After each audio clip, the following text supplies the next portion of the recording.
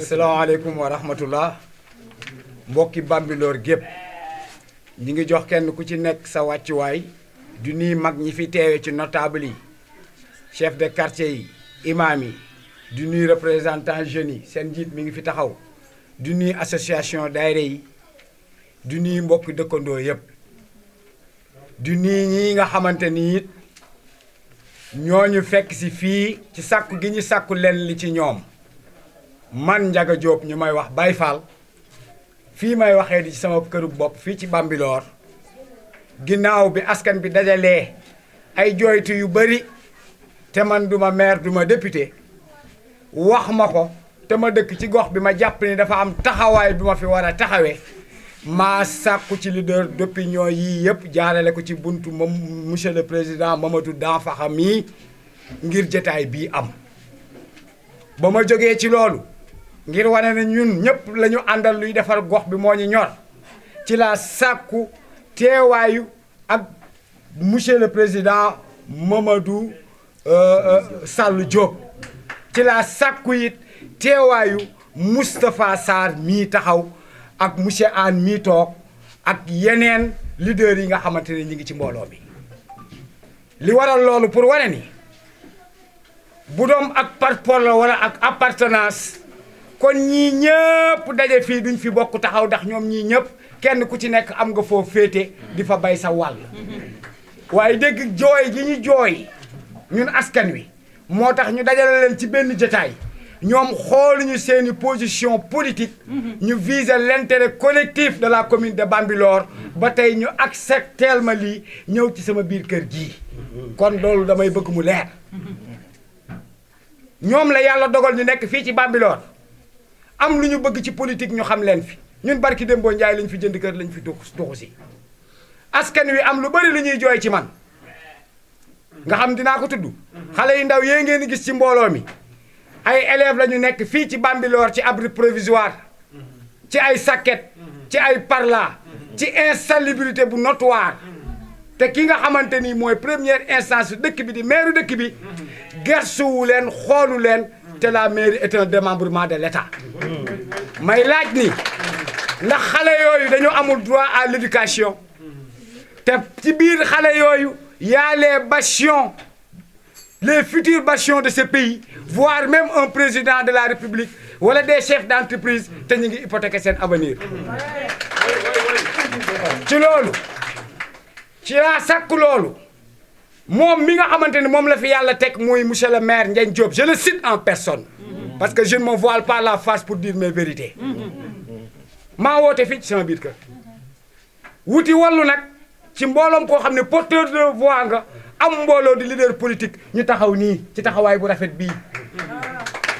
ànd ko ànd bii ñëw ngir dooleel ma ci loo xamante ni goxu Bambilor gépp a koy jooy fii la xewee waaye Bambilor gépp ñoo ko jooy suuf si nga xamante ni ki fi nekk bi président waxee ba léegi ci suuf si na bàyyi caxatee gi ñu koy caxatekee taxul mu jóg ci tey la wàlla gën a aay bil yaa ngi dugg guddi di defi terrassement mu koy séddoog ay ñoñom man li may wax j'assume bien mes propos ay nit a ngi fii ñëw di fi générer ay milliards mu koy jox ay conseillers ñuy jaay ay suuf am problème ak courtier yi ko démarché te ki moom suuf si c'est un conseiller mu signé protocole te nee na dootul signé protocole kon li ñor gox bi barki Dembo Njaay mu tabax fi jardin ci ay wax ndax moom bés bu ko dëggalee ragaluñu ko attaqué ko fi ñu ko war a attaqué jël jardin public sur l'argent du contribuable tabax ko estimé ko à 10 millions ba 13 millions xëy démolir sans rendre compte te école bii suñuy doom di jàngee sàkket soxlawul sax 3 millions automatique bii nga xamante ni ci l'argent du contribuable ci commune bi lañ koy fayee day ñëw ba ci jàkka ji taxaw du dugg nii ngir xëy na jàpp na ni am na ñu nekk fi ñoo xamante ni fi muy xoolee ci politique xooleewuñu fa mu wiiri dem ba nee taxaw fa te du yegg si fii ay jaboot a ngi fi ndox mi jege ci seen i tànk ñu ne laaj 10 millions pour xëcc ko fu ñu koy jëlee ku dépense di të éclairage public ñu koy voté ci suñu budget dara tàqu fi président association yaa ngi nii Mamadou ñoo dajale suñuy 1000 suñuy 2000 suñuy 3000 jënd ji ay lampe woo ay électricien def ko ci dëkk bi haute tension bi lampe bi du ko attan day toj ndax bu fekkoon ni mairie bi liñ koy voteel muy assainissement muy électrification dafa def li mu war a def fi mu ko war a def yëpp ci Bambilor gépp nag te bañ koo def fii ngir ñi ñoo ànd ak ñoom xañ ko ñii kon loolu duñ ko ci daj léegi nag li askan wi bëgg di ko waxanteeg njiitam muy le président de la république son excellence Macky Sall bu seetaanee ba l'irréparable am mu doon médecin après la mort du am sens suuf si mu wax ci Bambilor ne buñ ko caxat-caxatee maire baa ngi koy caxat-caxatee di ko jaay doomi Bambilor amuñu dara ci suuf si te bu ko jaayee moom mooy jël ay élément am du ci feeñ ñu jaay ko ñu séddoo day am quota gis naa borom tool boo xamante ni bu ñuy dajaloo dem ne ko dañoo bëgg site pour def fi marché mu mayee ko au nom de la population da koo jox ay ñoom ñu jaay ko ay kër mi ngi fii ci samay tànk léegi nag mandat jeex na mbas am na ci réew mi élection amul na indi délégation spéciale fii ci Bambilor balaa li xewoon Sangalkam di xew leader d'opinion yii taxaw kenn ci ñoom formanté wu ma ci li may wax ndax ñoom ñëpp tey laa leen mës a gis te maa sàkku ñu ñëw ngir ñu xam ni c'est l'intérêt collectif bu fekkee ñoom li ñuy xeex dëgg la ñu ànd ceeg ñun prôné wu ci jigéen ñaa ngi ni di sonn bu guddee boo yónnee sa doom danga koy toppaatu ngir lëndëm inceste baa ngi fi insécurité baa ngi fi te Bambilor di générer li muy générer ñu bëgg a xam nag ndax ñun dañul ay sénégalais ndax ñun si on a accepté d'être gouverné par les gouvernants c'est parce que ñun ñoo ko nangu kon bu ñu leen joxee privilège yëpp te yéene leen ko ñu amal ñu leen dong muy jox ñu cër ak taxaw ci lu mënta ñàkk ci ñun te defuñu ko te kii fi nekk mënta jël suufu Bambilor doomi Bambilor nekk fi amuñu fu ñu dëkk mu koy may ay député xanaa doomi Bambilor moom amul ci patrimoine boppam amul ci patrimoine boppam artiste bu ko way mu may la comédien bu ko way mu may la fecckat bu ko way mu may la mbër mu ko way mu may la donte sax war na leen a may mais doomi Bambilor xanaa waruñoo bokk ci li ñu moom wala nekkatuñu Sénégal bu fekkee ni nag dañ ne Sénégal réewum démocratie la ci li ma jàng xam ko dans une démocratie où certaines sont au-dessus de la loi il y a pas de démocratie Alain Touré moo ko wax kon mënuñoo nangu ñu tënkuñu ci structuration moom muy def lu ko neex def boppam buur def boppam bimmi boo waxee mu ne waa Bambilor ay xar lañ bu ma leen sànnee ñeex ñu daw di ko mëq kon bañ leen te xool ci ñii nga xamante ni tey bi ngeen ma waxee seen bëgg-bëgg damaa woo ci ñoom xool leen ci ñii moom en personne mënuma koo jot ndax aw ma fu ma koy jotee mais jaar naa ci ay nit ñi ko jege ne leen il est invité na ñëw sur des faits accomplis mu xam ni Bambilor suuf nit ñi sonn nañu dee nañu tay nañu ndax Bambilor li ñuy dund moo raw corona ay xale yu ndaw war a doon tey ay kër a ngi fii ci Bambilor ñu tabax ko ci kaw tuyau gaz te duñ ci wax bu xëyee explosé ñu ne voilà xanaa ñun amuñu waruñoo dund du mbedd bu baax du tali bu baax inondation baa ngi fi lépp a ngi fi mu jël suuf si di ko lekk ak ñim ko war a lekkal te tegu ko fenn lu ci bakkanam lu ñëpp moom benn nit du ko lekk li ma bëgg mu xam mooy na xam ni ay nit a ngi dund ñoo xamante ni ñoom li ñuy def ñoru leen mais seen honneur ak seen dignité amul prix d'opinion ñi yëpp kenn yor ci sama dépense kër te ñi fi daje ñëpp waxuma la kaay ànd ak di wala ma sàmm mais nag am nañu mérite di ko commencer sur la personne du président Mamadou Danfakha on vient de se connaître il y a même pas 48 heures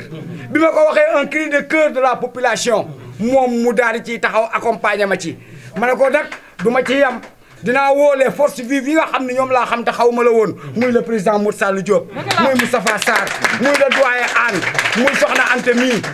père de famille yaa ngi fi góor gi Sakho ngi nee di imam xale yu ndaw yi mi nga nee taxaw jóg le vieux Sakho dégg nga notable yaa ngi fi représentant délégué de quartier yaa ngi fi kon lii c'est pas des politiques ñoo ko initié des gens responsables des pères de famille qui se sentent légers dégg nga wax ci qui se sentent menacés seen avenir doom ñi hypothéqué ko ngir benn nit mu générer tous les pouvoirs ci commune Bambilor jël ko di ko lekk suñuy doom di torox di jàng ci ay néegu sakket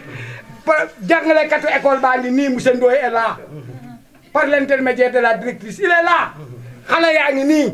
école baa ngi fii ku mu neex demal nga xool suñuy doom ci ay sakket ñoo leen tiim poussière ba fa nekk ak insalubrité bi xanaa xale yooyu amuñu ay droits où sont les droits de l'enfant te kenn du ko wax kon nag li bëgg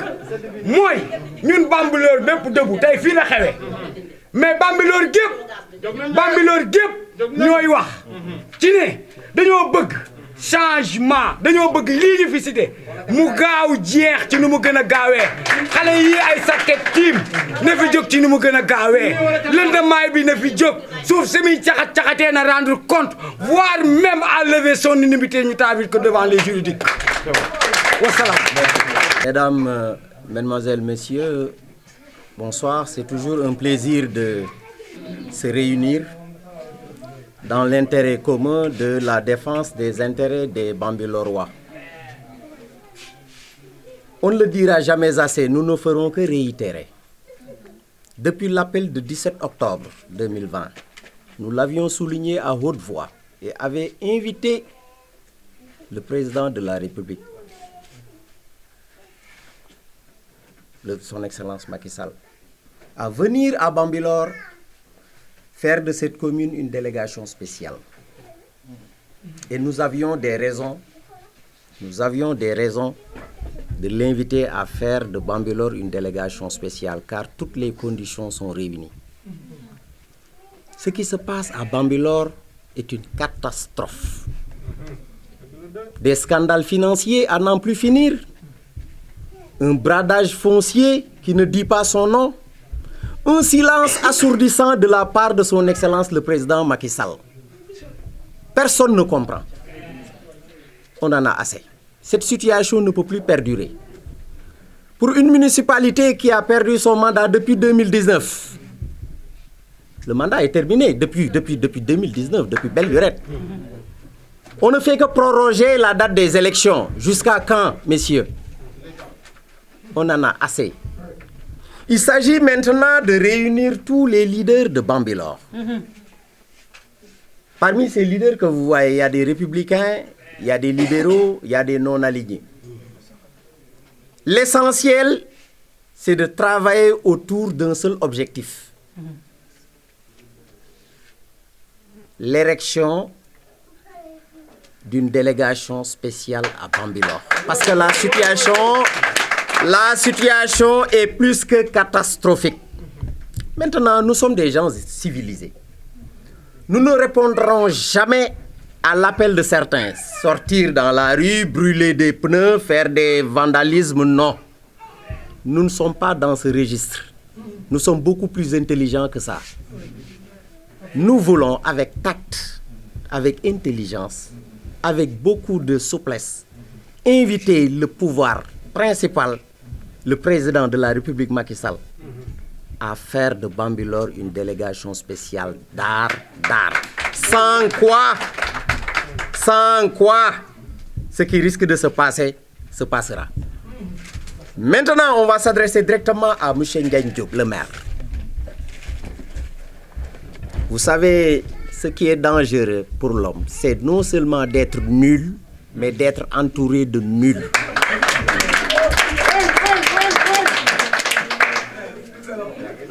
Non seulement il est nul, mais il aime. C'est-à-dire, lui, il a le désir de s'entourer de nullards. Or, la gestion d'une commune, c'est l'affaire de cerveau. Il faut au moins un plan stratégique, avec des conseillers, des task force, des gens capables de générer des idées novatrices, avec des projets structurants. Malheureusement, il n'en est rien. C'est pourquoi aujourd'hui, Bambilor est dans la léthargie totale. Regardez ce qui se passe avec le marché. on n'en reviendra pas. Parce que ça n'a pas sa raison d'être. Un marché qui est complètement collé à une grande mosquée, c'est du jamais vu. Un marché qu'on est obligé de fermer tous les vendredis, mais c'est du n'importe quoi. Nos élèves travaillent dans des conditions déplorables. Je vous dis, dans 5 ans, aucun cerveau ne sortira de Bambilor. Parce que les conditions dans lesquelles nos élèves évoluent ne sont pas des conditions de réussite. Je suis désolé de le dire. En tout cas, les mots sont là. Ceux qui sont intéressés n'ont qu'à venir constater de visu. Et Bambilor souffre. Bambilor souffre des carences d'un maire incompréhensible, mal entouré, mal conseillé, malheureusement qui ne cesse de faire des scandales. Je vous dis, venez à Bambilor, il y a trop de scandales.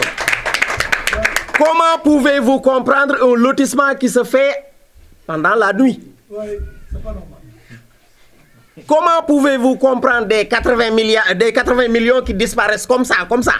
sans suite? Non, il faut savoir